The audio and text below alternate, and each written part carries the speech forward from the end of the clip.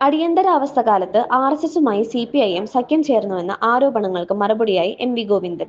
ആർഎസ്എസുമായി സിപിഐഎമ്മിന് കൂട്ട് ഇന്നലെയുമില്ല, ഇന്നുമില്ല, നാളെയും ഉണ്ടാകില്ല. ഒരു ഘട്ടത്തിലും ആർഎസ്എസുമായി സിപിഐഎം സഖ്യം ചേർന്നിട്ടില്ല.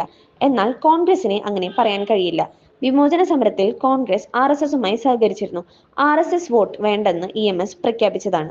മതനിരപേക്ഷതയ്ക്കുള്ള പ്രതിബദ്ധതയാണ് സിപിഐഎം നിലനിർത്തിയതും ഉയർത്തിപ്പിടിച്ചതും എം.വി. ഗോവിന്ദൻ വ്യക്തമാക്കി.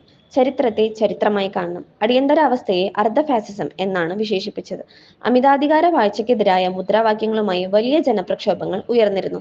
അടിയന്തരാവസ്ഥ അറബിക്കടലിൽ എന്ന് പറഞ്ഞ വലിയ പ്രക്ഷോഭമാണ് ഉണ്ടായത്. ജനതാ പാർട്ടി ജനസംഘത്തിന്റെ തുടർച്ചയല്ല, വിവിധ പാർട്ടികൾ ഉൾപ്പെട്ട പ്രസ്ഥാനം ആയിരുന്നു. ആർഎസ്എസ് അന്ന് പ്രബല ശക്തിയല്ല, രാജ്യവ്യാപകമായി നടന്ന പ്രക്ഷോഭത്തെയാണ് സൂചിപ്പിച്ചതെന്നും അദ്ദേഹം വ്യക്തമാക്കി. ചരിത്രത്തെ ചരിത്രത്തിന്റെ ഭാഗമായിട്ട് പഠിക്കണം, കാണാനും തയ്യാറാവണം. ഞാൻ സൂചിപ്പിച്ച ഒരു കാര്യം, അടിയന്തരാവസ്ഥ എന്നത് അർദ്ധ ഫാസിസത്തിൻ്റെ ഭാഗമായിരുന്നു. ആ അർദ്ധ ഫാസിസ്റ്റ് രീതിയിലുള്ള ഇന്ദിരാഗാന്ധിയുടെ നേതൃത്വത്തിൽ നടപ്പിലാക്കിയിട്ടുള്ള, കോൺഗ്രസ് നടപ്പിലാക്കിയിട്ടുള്ള ഈ അമിതാധികാര വാഴ്ചക്കെതിരായി രാജ്യം അതിശക്തിയായ പ്രതിഷേധം രൂപപ്പെടുത്തി വളർത്തിയെടുത്തു. ജനതാ പാർട്ടി എന്ന് പറയുന്നത് ജനസംഘത്തിൻ്റെ തുടർച്ചയായി വന്നൊരു പാർട്ടിയല്ല.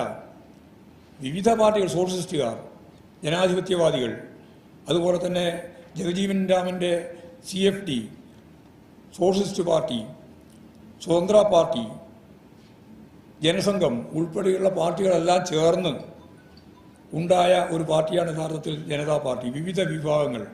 അന്ന് RSS പ്രബലമായ ശക്തിയായിട്ട് ഇതിൽ പ്രവർത്തിക്കുന്നില്ല. മറ്റെല്ലാ വിഭാഗങ്ങളുമാണ് പ്രധാനപ്പെട്ട ശക്തിയായിട്ടുള്ളത്. RSSുമായി CPIM ഇന്നേ വരെ ഒരു രാഷ്ട്രീയ കൂട്ടുകെട്ടും ഉണ്ടാക്കിയിട്ടില്ല.